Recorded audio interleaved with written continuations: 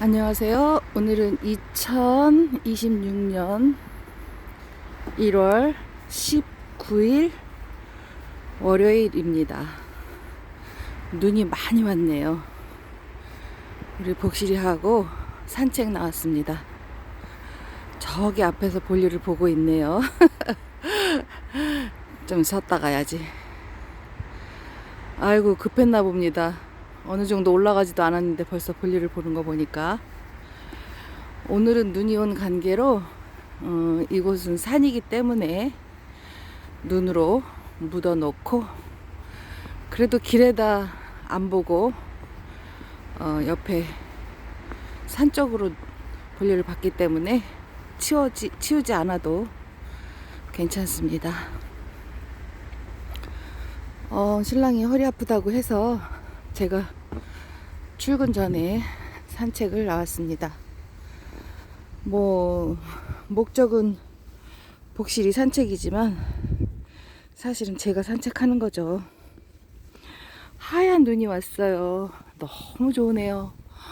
아우, 산속에 나뭇가지에도 하얀 눈이 앉았습니다. 가벼운 옷을 입고 나왔는데 그렇게 춥지는 않네요.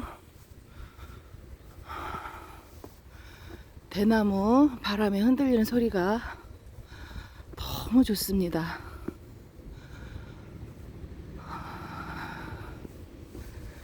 인생은 얼마를 살지 모르지만 하루하루 추억이 쌓이고, 그 추억을 시간이 지난 다음에 보면 나 그때 그랬었구나 하며 미소를 짓게 됩니다. 우측으로는 연구소가 있는데 대기업의 연구소입니다. 눈을 열심히 치우고 있네요. 이렇게 도시에 뒷산이 있다는 건 행운입니다. 무심코 오래된 아파트를, 사실 사업 관계로 금전에 여유가 없어서 오래된 아파트를 일부러 얻어서 옮겨서 살고 있는데, 한 2년만 살아야지 했던 게 지금 6년째 살고 있습니다. 세월 참 빠르네요. 어느 날 우리 복실이가 업동이로 와서 우리 옆을 지금 4년째 지키고 있습니다. 3년인가요? 3년이네요. 3년. 만 3년. 시간 참 빠릅니다. 어머, 우리 복실이가 새로운 길에 발자국을 남기고 있네요. 아유, 너무 좋아하네요. 이미 볼일을 봤으니 여기 위에서 좀 놀다 가야 되겠네요. 덕분에 저도 노는 거죠, 뭐. 어머, 바람에 눈 떨어지는 거 봐요. 나뭇가지에 눈. 행운이 오려나? 월요일 첫날부터 이렇게 눈이 와서 너무 기분이 좋습니다. 어제 저는 교회에서 집사 임명식을 받았습니다. 열심히 2년 동안 교회에 충실하게 다니다가 순정하는 마음으로 또 여러 가지 사역을 맡아서 하고, 찬양대도 열심히 섬기고, 그렇게 한 결과 임용 집사의 직분을 받았습니다. 부정적인 교회 이미지도 많고, 또 교회가 정치적으로 이용당하다가 보니 여러 가지 부정적인 이미지가 많아서 걱정입니다. 저는 이 종교 저 종교 다 섬겨 보았지만, 제가 원래 미션 스쿨을 다녔기 때문에 그 미션 스쿨의 영향력이 저에게 있는 것 같습니다.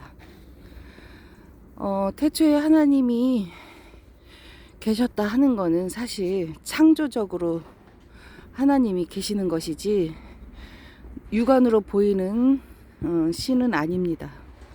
단 하나님이라는 창조주의 정신으로 성경 말씀을 섬기고 그 말씀대로 세상을 살아갈 때에 많은 사랑을 베풀고 사랑을 베풀면서 또 나도 사랑을 받고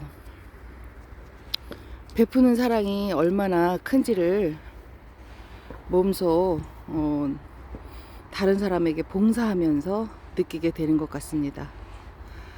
물론 주변에서 무슨 부녀회다 아니면 무슨 기부단체에 가입해서 봉사하고 이런 것도 많죠. 그분들도 정말 대단하죠. 하지만 창조주 하나님 성경 말씀을 모르기 때문에 그분들은 똑같은 정신일 거라고 저는 생각합니다. 그분들도 섬기는 마음으로 어려운 사람들을 위해서 헌신 봉사하고 그런 마음, 곧 하나님의 마음이죠. 이재명 대통령께서 그런 말씀을 하셨어요. 신년 연설에서 공무원은 신처럼 일을 해야 된다.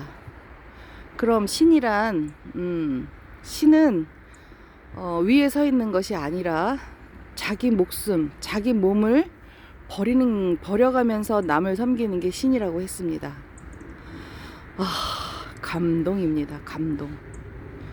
뭐 불교 또 무슨 보살님 뭐 점쟁이들 여러 가지 신의 종교들도 많고 하지만 정신은 저는 똑같다고 생각합니다. 네가 옳다 내가 옳다 할 것이 아니라 서로의 장점을 인정하고 그 장점을 서로 닮아가려고 노력하면 그게 신을 섬기는 마음 아닐까요? 그리고 곧 나도 신처럼 신의 정신으로 내 몸을 써서 내 몸을 사용하여서 여러 사람에게 봉사하고 그 여러 사람이라는 건 꼭 특정한 인물이 아니라 내 옆에 있는 내 남편, 내 아이, 내 가족, 또 이웃 이런 분들 다 섬겨야 되겠죠. 하나님을 섬기는 마음으로 똑같이 섬겨야 된다고 저는 생각합니다. 그것이 곧 신의 정신이죠. 제가 2년 동안 열심히 성경 공부하고 말씀 듣고 그걸 순종하면서 몸으로 익히고 하면서 저 역시도 많이 변했습니다. 사실 공장이 망하고 여러 가지 시달리고 욕먹고 또 모함도 당하고 또 억울함도 누명을 쓰기도 했지만 그거를 말로 설명해서 여러 사람들에게 하소연을 하고 이렇게 지내봤지만 사실 그거는 결국 나를 깎는 일이었습니다.